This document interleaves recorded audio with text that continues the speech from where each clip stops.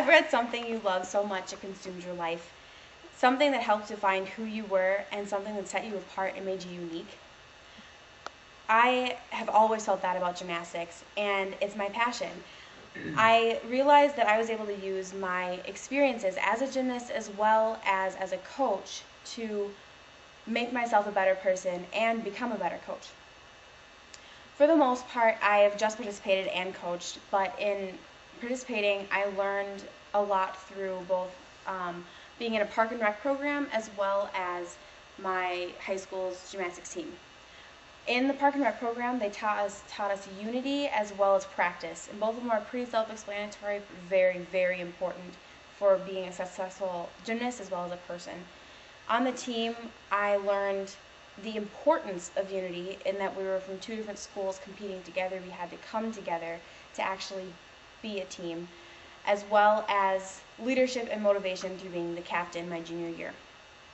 Unfortunately, my junior year, I had a back injury that, of no fault of my own, my back decided it was incapable of doing anything more than it was already doing, kind of like a door with a door stop.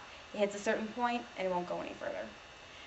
I realized in that time that I had this injury and I was sidelined, that there are three important things about being a captain, and that I was able to do now that I was sidelined and not actually participating with other people.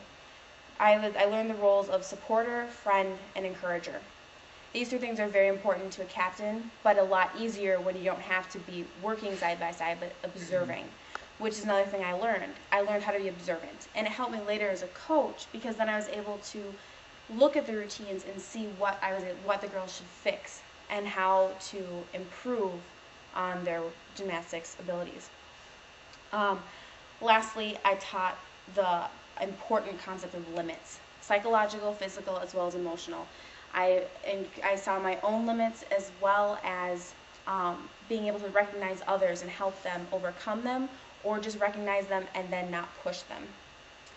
In my time as a coach, I have been coaching at the Park and Rec program that I participated in for a couple of years. For the first couple of years, I was working with just little kids, teaching them how to have fun in gymnastics.